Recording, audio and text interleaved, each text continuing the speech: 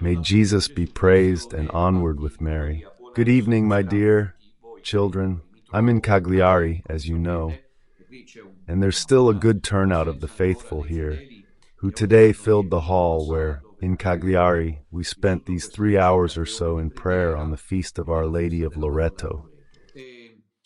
Tonight, the first episode should air, as announced, The Eagle and the Sun, a commentary on the Gospel of John, the first volume I wrote, as had been announced. But we need to change tack, change the subject, to announce that Don Ramon Guidetti has been issued a decree reducing him to the lay state. In a moment we'll hear from him by phone. Meanwhile, please, can the control room send it to air? Send it to air. Look, here's our document. Livorno Diocese Chancery. To Mr. Ramon Guidetti, former cleric, incarnated in the Diocese of Livorno, born in Livorno, on the 4th of October 1975, residing at 69 Giuseppe Garibaldi Street, Foglia, Pisa. Communique for crimes contra fidem, that is, against the faith, and now dismissed. From the Holy Father, from the clerical state, ex Article 26, dispensed from celibacy, so he too can marry directly. On 28 October 2024, His Holiness Pope Francis issued a decree dismissing him from the clerical state, including the obligation of celibacy, with the excommunication of Canon 1346 remaining in effect, of the Code of Canon Law that some use as a criterion for saving the Church. Your Lordship's summons is for Don Ramon. You are summoned on Tuesday, the 17th of December, 2024 at 9 o'clock at the Chancery of the Livorno Bishop's Curia, via del Seminario 61 Livorno, for notification of the above-mentioned decree. Should your good self not attend the hearing, scheduled for the receipt and signing of the aforementioned decree, the said decree, in accordance with Canon 56 of the Code of Canon Law, shall be deemed duly served. This letter serves as a summons. Livorno, from the Bishop's Palace, 14th November 2024. The Notary of the Bishop's Curia, God save his soul, Don Alberto Vanzi. Father Alberto Vanzi, I don't know if I can allow myself to make a note of these clarifications, I hope. Don Ramon doesn't mind. The date on which Bergoglio signed his resignation from the clerical state is the 28th of October, the very day his mother, Don Ramon's mother, died prematurely. I see it as a sign. And what's more, the summons to formalize the relinquishment of his clerical status is on the 17th of December, which is Bergoglio's birthday. I don't believe these are insignificant details. I'll make my comments and observations later. Meanwhile, let's see if Don Ramon is on the phone, and we'll give him the floor straight away. Let's see if we can. Let's see if we can get through. On the phone, they told me I have to call him from my phone, so I'll do that now. Let's see if we can reach him by phone. He's busy, so maybe he's already calling from somewhere else. Let's wait a few minutes. So, while we wait to find out, because now you can imagine that the news is out, so his followers and everyone else obviously want to hear from him now. So, Don Minutella, Don Bernasconi, and Don Guidetti reduced to the lay state. Online, Don Ramon? Hi. Hail Mary, Doraemon, we know, thank God. Don Ramon. Don Ramon sends everyone's greetings through Radio Domina.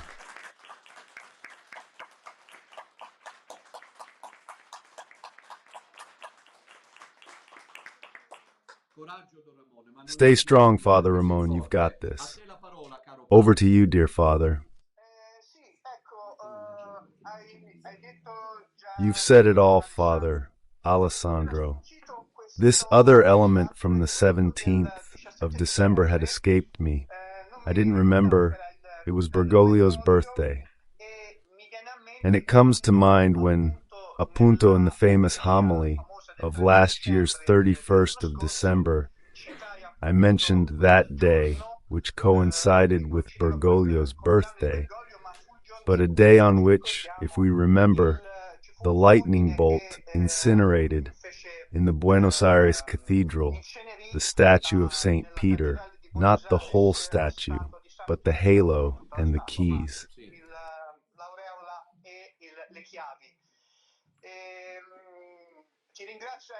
Thank you for reminding me that the 28th of October is also the anniversary of my mother's death, a significant date because it marked a turning point in my faith journey with the Lord. So much change there. So on top of all that, ironically, the 28th of October is also the name day of the Bishop of Livorno, because it's Saint Simon and Jude, and his name is Simon. So there are all these dates linked together. Anyway, beyond that, I had a feeling it would arrive sooner or later, before Christmas, even because I'd seen this pressure from Bergoglio in his merciful attitude of striking those who rebel. So we've already had the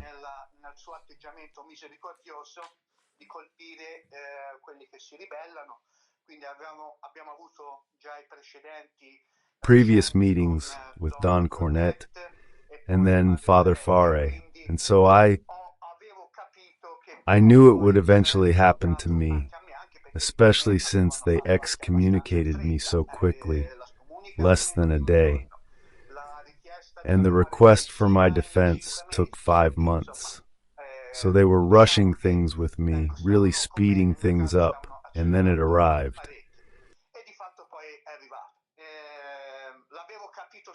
I knew it straight away, the moment I held the registered letter, because the heading said, "Esteemed Mr. Guidetti Ramon." So right there I guessed, apart from it saying Diocese of Livorno, anyway, I understood that that letter was the one I'd been waiting for. I'm not mourning, I'm not sad, I'm not depressed. I still have to have dinner. I treated myself to a celebration, to treat myself well. A lovely dish with 2 lovely smoked sausages. For me, this is a victory, because it's another medal.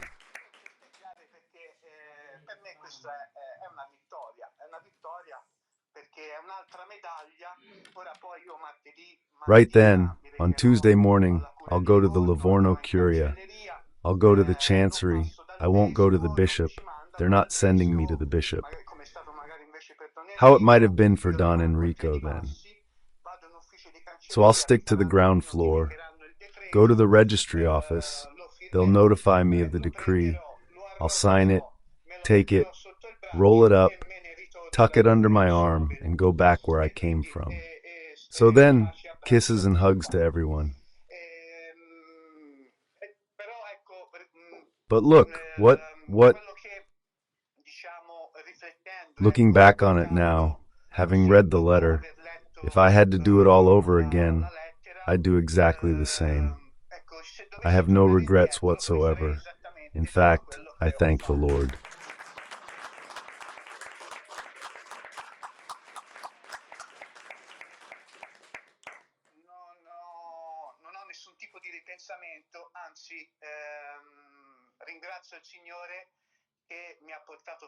That has brought me this far. I don't feel envy. I don't feel any kind of jealousy towards, perhaps, all those priests who continue to stay inside the sacristies. Nothing happens to them. They feel safe there. But I'd rather be reduced to the lay state 1,000 times, because at least I fight for Christ and the Church, rather than having no measures taken and being cooped up in there. So I also thank you, Don Alessandro, because if I've reached this point, I owe it also to the work that through you, Maria is carrying out. Go on.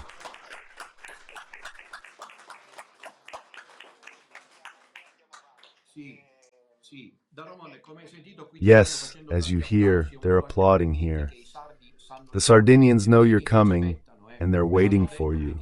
They told me so.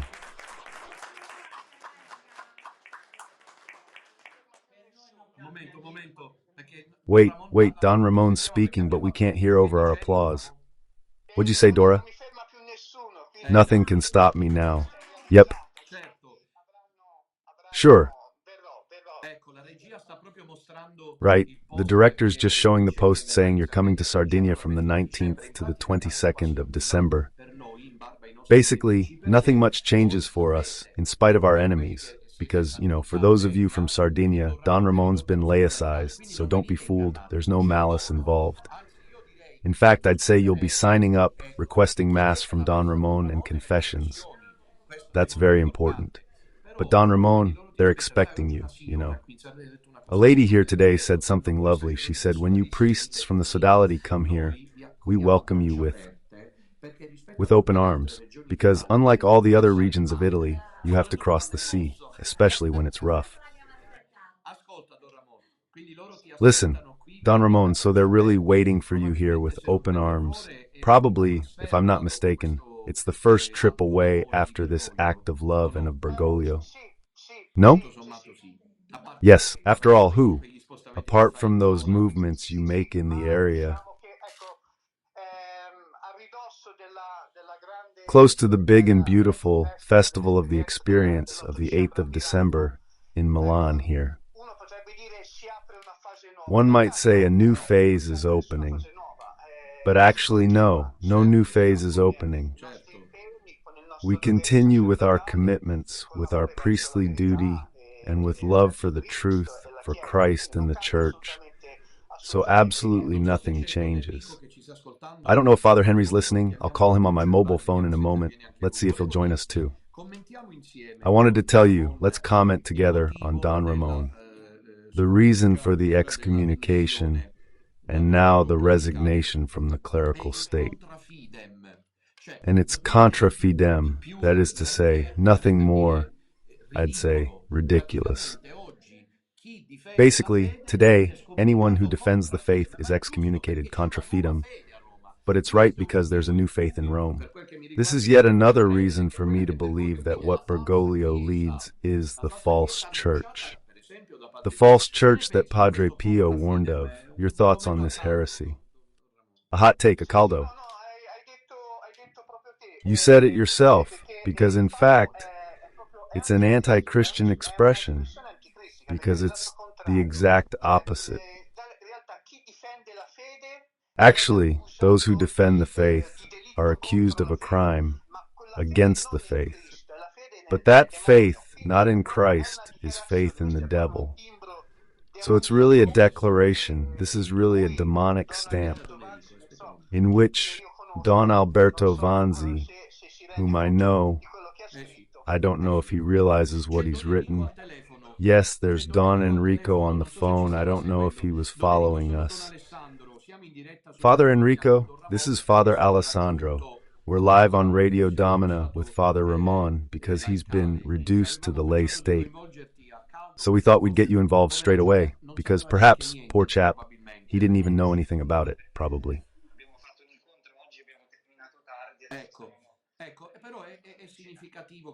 Well, it's significant that you answered. We're live on Radio Domina. Don Ramon's in Livorno, I'm here in Cagliari, and you're in the Marche region. Right. The reduction to lay status was signed on the 28th of October, and on the 17th of December, Don Ramon will have to go and collect it. Like you, he's been laicized for crimes against the faith. Don Enrico, speak. What can you say? Live on Radio Domina. We've replaced John's Gospel catechesis with this latest news, for obvious reasons. Don Ramon, certainly our solidarity. We knew this guillotine in the false church would also reach him. But what's puzzling is the methods they use on the other side, and also the timing in Don Ramon's case. soprattutto il fatto that they never respond to the arguments and questions we raise. So this is very thought-provoking, because canon law itself protects itself, as we've said many times, before giving sanctions, excommunications.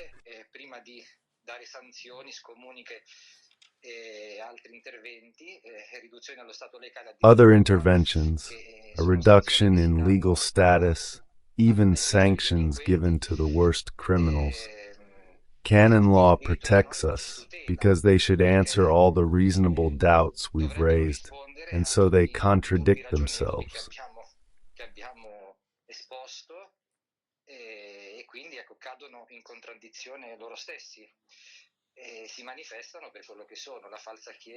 They reveal themselves for what they are, a false church that naturally can only resort to these methods.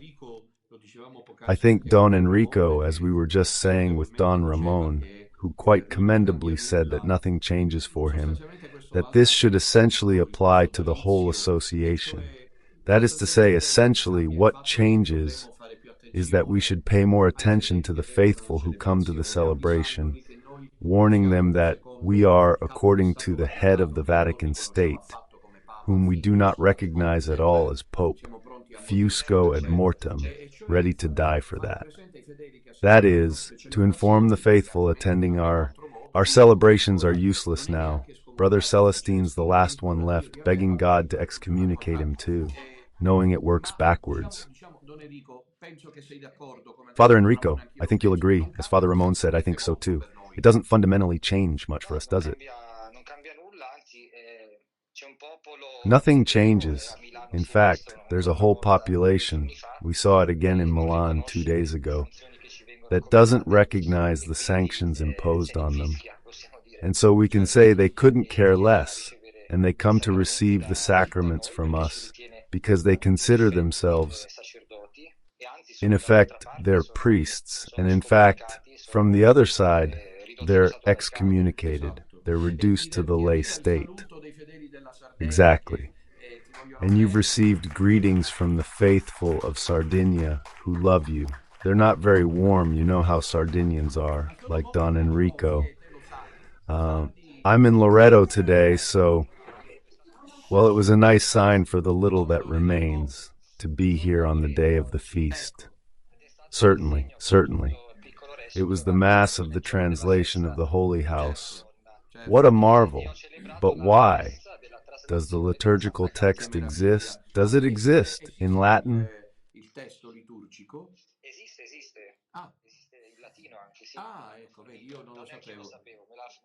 Oh, I didn't really know. We're also live with Don Ramon. Would you like to address Don Ramon? Yes, of course, Don Ramon. Then I embrace you. Thanks. Thanks. And we all know you're strong and certainly won't be affected by this penalty. But the most important thing is that we seek God's will together. So then, as the scriptures say, whoever seeks the Lord's will not be disappointed. Exactly. I'm sorry, Don Ramon and Don Enrico. I'm very sorry to see that the brothers who are also suffering these sanctions lately haven't made any effort to try to cooperate with us. This, unfortunately, is a devilish victory, without a doubt. Without our responsibility, it would have been nice if Don Cornet, who is Sardinian, and Father Fare, too, had decided, despite some differing perspectives, that, if nothing else, to present a united front on the fact that Bergoglio is not the Pope. They ignored all reason, such deep regret. What do you think, Don Enrico? Yes, yes, of course, it's like that, because unfortunately these priests who have left, on the one hand, we were pleased about this, but they don't take into account that there's a path that precedes them, that there are thousands of faithful who have been on a journey for years. And so they barge in, causing chaos and expressing unsustainable positions. Certainly, certainly. Yes, yes. Thank you, Father Eric, for your intervention. We all embrace you with affection. A big hello again from all the little remnant of the faith. We're planning to come here soon to Sardinia. They say they're waiting for you. Certainly, certainly. With the new year, for sure. Yes, yes. Thank you again, Father Eric. Many blessings from Father Ramon. See you soon. Bye-bye. Let's return, Ramon. Back to us. It's comforting. It's a great comfort to hear you're motivated. Then you made me think of a French baguette when you said you take the reduction and put it under your armpit. I hope you sweated for it, because that rubbish emanating from the Vatican deserves human sweat. Today, Brother Celestine, tell us, Father Ramon will tell us. We hardly sweat these days, because it's cold.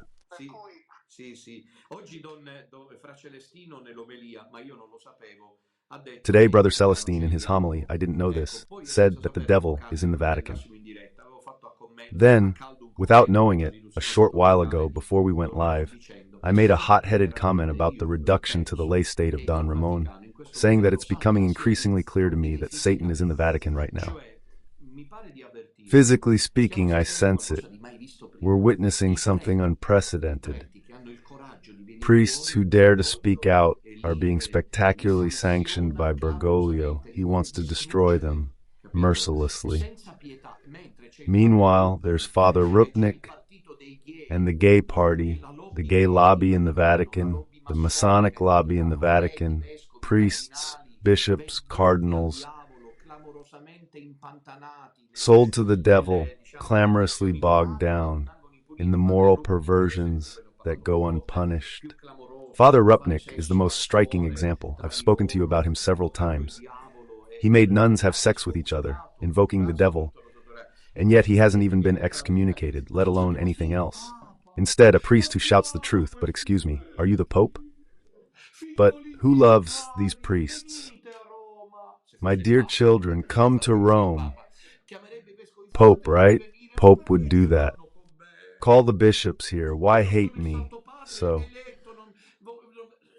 I am the elected Holy Father, I don't know. I'm the Pope. I'm the supreme head. Poor priests, poor things, beguiled by the devil who knows what they have against me. But I am the Father. I am the Pope. I must call them, bring them to Rome. Instead, excommunications, condemnations, like I used to do. Got it? When I was little, I used to see UFO Robot, you know? My halberds were launched, Bergoglio and UFO Robot, their halberds launched, to destroy those who have courage. He's afraid of those with courage. But what fear? Of those who have the courage to give their will to this, because they know that someone will emerge and speak the truth. They must destroy them. They must block them.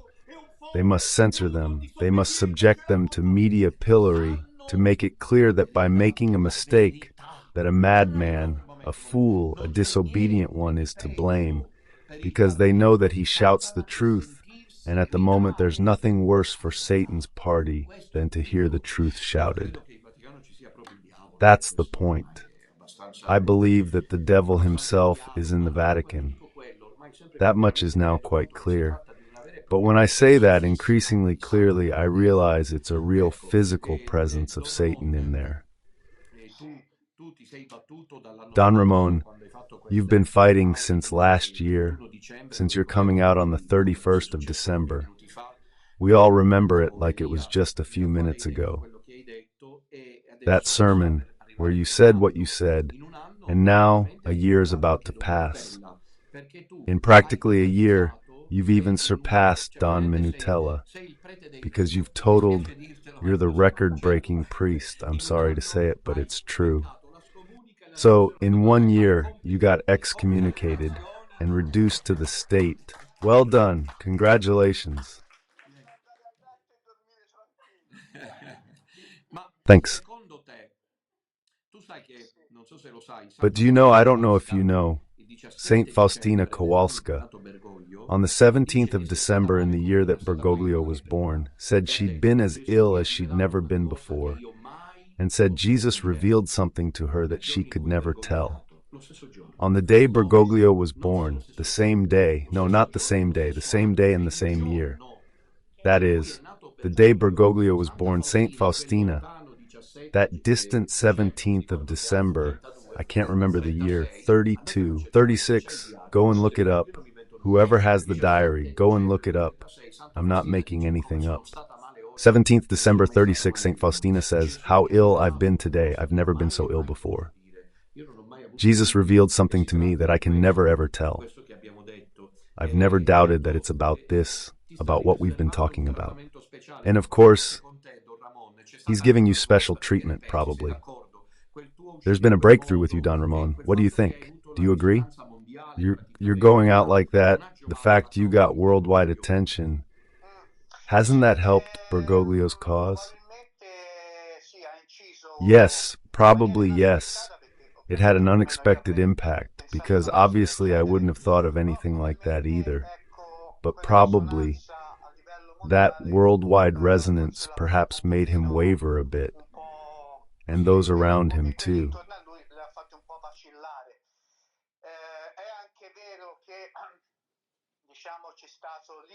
It's also true that there was the harakiri of the Bishop of Livorno there, which immediately led to this excommunication, because obviously he had to somehow present a united front. And so all the various media jumped on the bandwagon, and so it went around the world. Then, probably also, I did a little research, but I bear the same name, because it's a Spanish name, the same name as the bishop who ordained him a priest, Ramon Castellano, Bishop of Cordoba, I believe.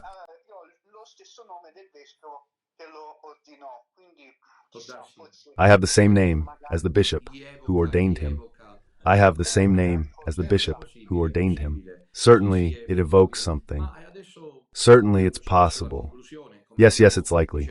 Now, as we approach the conclusion, as we've been saying for those who've just joined us, we've replaced the first catechesis on my book, The Eagle and the Sun, with the news of Don Ramon Guidetti's reduction to the lay state by the false Bergoglio Church. Now, as we draw to a close, I'd like to say that we look to the future with serenity. Our Lady promised the triumph of her Immaculate Heart. That is, the false church has been installed in Rome. Father Pio told Don Amort, Gabriel, it's Satan who infiltrated the church in 1960.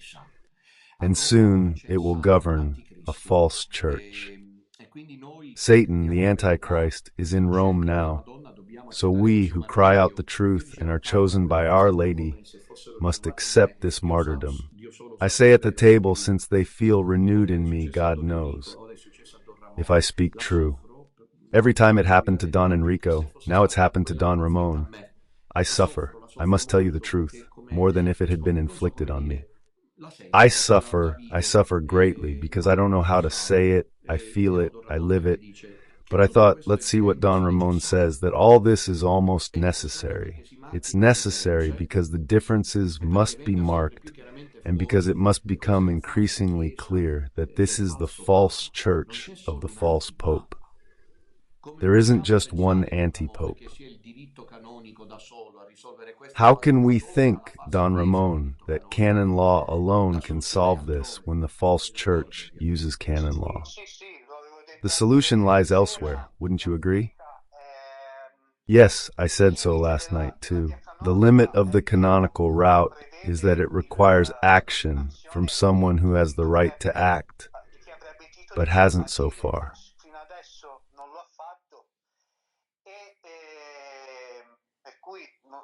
And so the future doesn't exactly presuppose something.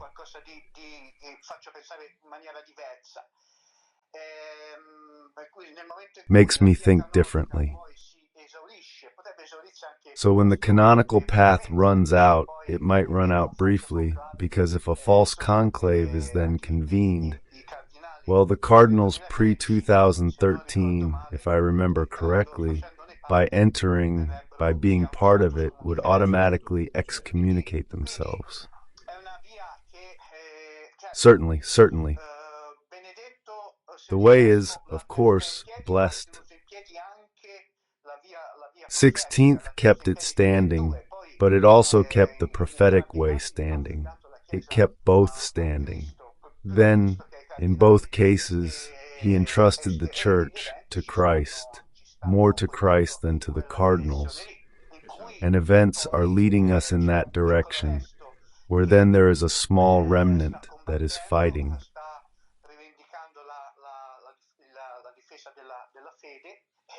While claiming to defend the faith, something not all of the ecclesiastical hierarchy does. Absolutely not. So, since the Church, we must always remember that it belongs to Jesus Christ. And so then the Lord, as I said yesterday, well, if the Lord has raised up the little remnant, if he has raised up the Marian priestly sodality, he has raised up the figure of Don Alessandro, and this reality goes forward, and no one stops it. But this must be considered as a clear sign that then that Church identifies itself with the little remnant, and therefore there is the hand of the Lord, and then everything else. At what point does it fall and collapse? Those who have witnessed this are witnessing devastating inaction from those who should be upholding the rights of the apostolic see. But going down through the various ranks, from the episcopate to the priests, there's a truly devastating silence. One also has to wonder, Don Ramon, whether, as I mentioned before with Estremo, shameful. This theological point, I reiterate it from here, with this dramatic yet ultimately irrelevant news, because we expected it. The U.S. action is invalid because it was issued by a non-existent entity. Because, as you can see from the Code of Canon Law, what is not valid is null and void. It doesn't exist. You can't fix what isn't there. While the civilian use, what I wanted to say is this. Last time, if you remember, Don Ramon, I raised a very delicate issue. It's not that we can predict what happened with the Anglican Church, which broke away from Rome and became heretical, that the apostolic succession was interrupted. What is apostolic succession? The apostles, bishops transmitting, you understand, the succession from the apostles to the bishops of our day. But the serious question is, especially since the death of Pope Benedict XVI, and especially since Fides et Ratio, if we can't talk about an interruption, because here it may be that God is free to do as he pleases. He doesn't need to ask anyone, because it may be that here, as Cardinal Caffarra said on his deathbed, we're starting all over again. That is Don Ramon. And then we'll conclude that there's this possibility that the apostolic succession, that these Bergoglian bishops, Bergoglian cardinals, may no longer even have the validity of third-degree ordination.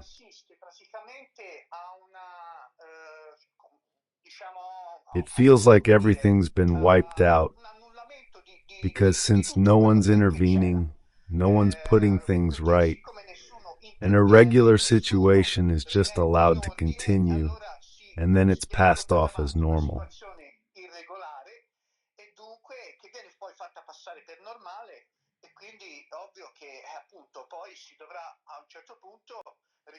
So obviously, at some point you'll have to start again from scratch, because everything that constituted the Church in its transmission, that transmission was interrupted at its highest point, at the summit, that of the papacy, and therefore descending, it is interrupted everywhere. Then we should also talk about the general characteristic, which is apostasy. So even admitting that everything could be regular, a renunciation of faith, is found in fact in the various expressions of the hierarchy of the same apostolic tradition. Right, Don Ramon, this evening we wanted to dedicate the episode, as was obligatory, to this news. We are all rather relieved to hear you, as happened to Don Enrico last year, or rather this year, to so May, a dreadful year from that perspective for our enemies, not for us. In May, Don Enrico was found. Providentially, I'll be in Livorno this Thursday. I have to go there anyway. And while I'm there, just as I already told Don Ramon, I'd like to express, on behalf of all of us who remain, our solidarity, a simple, friendly, above all brotherly presence. So, thank you for cheering us up. We feel motivated. You have the affection of all the little remaining people. All the people of the little remaining, love you. Actually, you've already experienced yourself that since you said yes to the Blessed Virgin on this path, there's no time to breathe. You'll practically have no time to even think about this. Pointless, utterly meaningless, all because, among other things, the Christmas celebrations are approaching. And so now here, now there, now here again, now there again, here again. Incidentally, even in Sardinia, and we ask you now, dear Don Ramon, while thanking you from here in Cagliari and from all those who are following you, listening on Radio Domina, to give your holy blessing, which is holy because you are a man yourself, who has agreed to let yourself, to be persecuted by Satan's false church, to remain faithful to the gospel, to Jesus Christ, and to the appeals of the Holy Virgin. With pleasure, with pleasure. May Almighty God, the Father, the Son, and the Holy Spirit bless you. Amen. Thanks. You'll have to put on your shirt with the... Let's open a new front. Thanks, I hug you. An applause reaches you. Thank you. Right then, my dears, so we'll conclude here this evening our presence in Cagliari. Tomorrow we'll be in Sassari, as you know. All this pains us deeply, despite everything, because what has become of the Church of Rome? Here, it's truly time to ask ourselves that seriously. There are those who still insist that the Catholic Church is still there in Rome. Children, time for serious reflection. Seriously, about what God had foreseen. This is the third secret of Fatima, so heavy that they didn't want to reveal it. That's what we see. A false pope, who is the devil sitting on the throne of Peter, who wants, by divine permission, to destroy the Church. The Church is starting fresh, as the old one wasn't right. And after the two witnesses of the Lamb, John Paul II and Benedict XVI, the time has come. After Benedict's insights, to start anew. We started again from scratch. We'll see each other in hotels, soon perhaps not here, in hotels, but in houses. Slowly, I'm realizing, quite unintentionally, that it's working like this.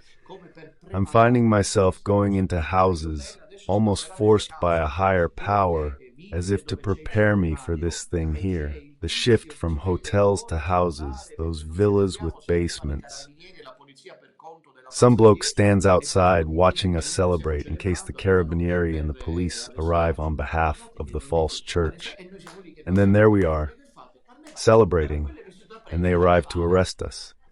Look, it's not like we're just dancing and singing, having a carnival, playing priest for carnival, you get me? It's going like this. How is it possible that people don't notice, that people pretend nothing's happening? Because clearly they don't have genuine faith. All the rest is small change, based on this sacrifice, which is no small matter. Why does the Madonna give this irony, this typically Tuscan sympathy, but it's certainly not insignificant pain?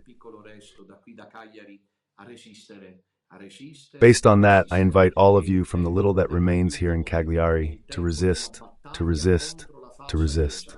It's time for the 𝐤 It's time for the battle against the false church. Our Lady has promised her victory, the triumph of her immaculate heart against Satan, against Lucifer, who is in the Vatican. Hold on tight. It's awful. It makes you want to vomit. It's shocking to see that while we priests, following God's heart, are treated like this, the Vatican is filling up with gays. I'll stop there. Masons, all these Satanists scattered around, placed as cardinals, bishops, preachers, this one, that one. In a situation we could never have imagined before 2013, speaking to you first, but there it is, we're living through the apocalypse. We are the small remaining Catholic resistance. To save our souls, you see. To save our souls. Be careful of the false church, for it's now clearer than ever. Those in communion with Pope Francis serve Satan's church. Belonging has levels. Those aware who want it, those unaware who don't, but they're still part of it. Not wanting it doesn't exclude you. The only thing to do is get away from that den of devils in the Vatican who are working to destroy traditional Catholicism. They've seen that Our Lady has raised up the small remnant of the sodality, and once again it grieves us that other brothers, who during this period are also suffering the same injustices, the same reprisals, have decided not to collaborate with us, not even to consider us. Basically, Don Cornet, your fellow countryman, actually decided to do it, completely ignoring us. I find that rather rude, even bad manners. Excuse me. I mean, Don Minutella appealed to you a couple of times. He told you to send him a message. Look, we can't collaborate. But anyway, together we think that Bergoglio isn't the Pope. That doesn't seem like a small thing to me. But why decide to go your own way, ignoring us? It's something I still haven't managed to understand. What the underlying reason is, what the motive is, I still don't know. Because I say that an army can't be divided against itself. Because if it's divided against itself, you've lost the war. So with all due respect, I'd say that's a stupid, losing choice. Because if you decide not to ally on everything, then you're on this side. So, and to put it in political terms, you know that in some cases, in short, and to put it in political terms, you know that in certain cases, certain political alliances between certain cross-party groups made no sense. But to achieve a majority and thus form a government, they worked together. This was a case of doing the same thing. We're divided by the fact that, as for my father, I'd at least understand his reasons there. He believes that's the true church, because he said so. He actually communicated that. But Father Cornet, Don Cornet, who's Sardinian, I still don't know why he decided to ignore us priests of the sodality. In short, I don't find it appealing. This attempt to leapfrog, this trying to say it's us who are worthwhile, and that those others are even, they said, fanatics and sectarians. They're playing the false church game. They don't realize it, I'm sure of that, because if they did realize it, they'd be idiots.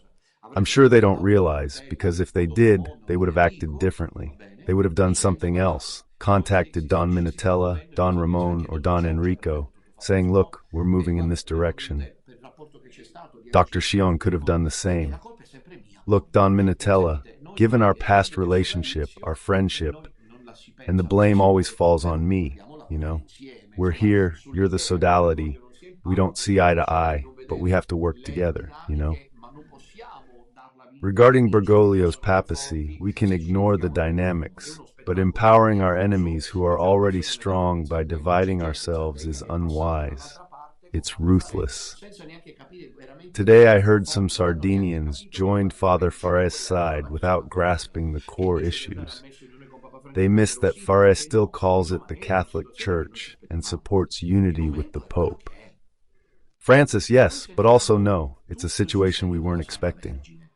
The moment is what it is, but we feel all the support of the Blessed Virgin. The meeting in Milan on Sunday, 2 days ago, is heaven's answer. It's not like everyone was there, since you Sardinians weren't present. And there were no people from Puglia, no people from Marche, for the most part, no people from Abruzzo, except for a few, no Calabrians, in short, the whole center-south. There weren't, for obvious reasons, and the small remainder is an imposing, important reality. They fear it, they're afraid the people will wake up, and I believe that we must therefore move forward with the rosary column, look, and heavy artillery. Trust me, you must believe me. All the Hail Marys now number 1,300. That's 3,300 subs. Rosaries a day? I'm right, aren't I? Every day. And so these Hail Marys we say every day are the answer we give to the false church.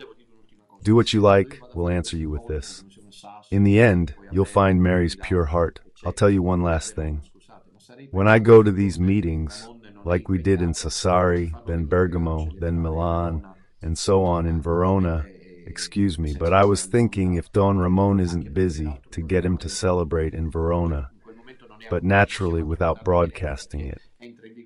Also because, besides, he hasn't yet started at that point, so we can also broadcast it live because it comes into effect from the 17th of December. I forgot to tell Don Ramon, let's hope he can confirm on Thursday. It would be great if he could come to celebrate in Verona, and I invite all Venetians, Lombards, Friulians, Trentinos, and Emilians to come next Sunday to Verona, just like we did for Don Enrico's gathering in Florence. Do you remember seeing each other in Florence? In June, in early June, I think the 9th of June, right? 9 June, and Don Enrico had been reduced to palliative care in May, so we wanted to offer this tribute, right? So there's obviously no chance of holding a national gathering in just a few days, but Verona can become a moment where everyone who can, okay, it's not a small thing what we have, we'll hang up the robes, we'll take off the robes for you. So all Venetians should be there on Sunday. I hope Don Ramon hasn't made other plans, but even if he has commitments in the area, he could perhaps, on my suggestion, say that people should come to Verona, and then he could go elsewhere another time, even the following day. But I'd really like, I forgot to mention it, for him to come to Verona to celebrate. We'll gather around him, he'll celebrate Mass, he'll give the homily, and we'll show him our closeness and support. Because what we're doing isn't insignificant. Facing canonical sanctions, even if we consider them invalid, has consequences.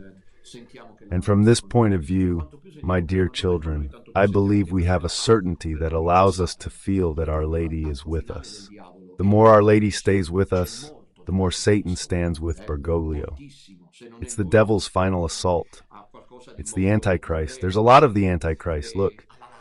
Very much so. If it's not him, it's something very concrete, you understand.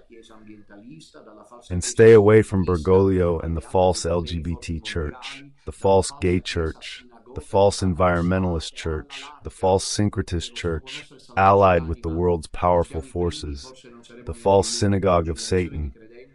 Stay away because our goal is to save our souls. We're not the first, maybe we won't even be the last.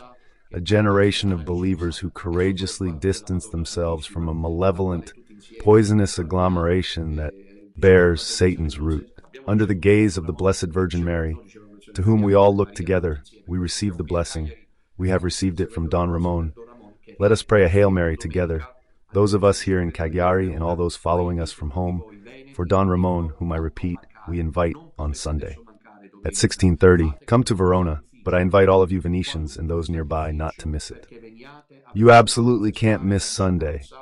Make any sacrifice whatsoever to come to Verona to show your support for Don Ramon, who, like Don Enrico and myself, has agreed to be reduced to the lay state, while Brother Celestino still implores God and gets nothing. It's part of the game. God's in control. The fact that Brother Celestine remains untouched is for me like Psalm 2. If it doesn't ride, says the psalm, who inhabits the heavens. They skip it. Fear him, or God ordained that he should be, despite himself, despite him, what he will have to celebrate every day. Right? Now let's say the Hail Mary to the Madonna. Hail Mary, thanks to you. Thanks to you, you to you, to you, to you, to you.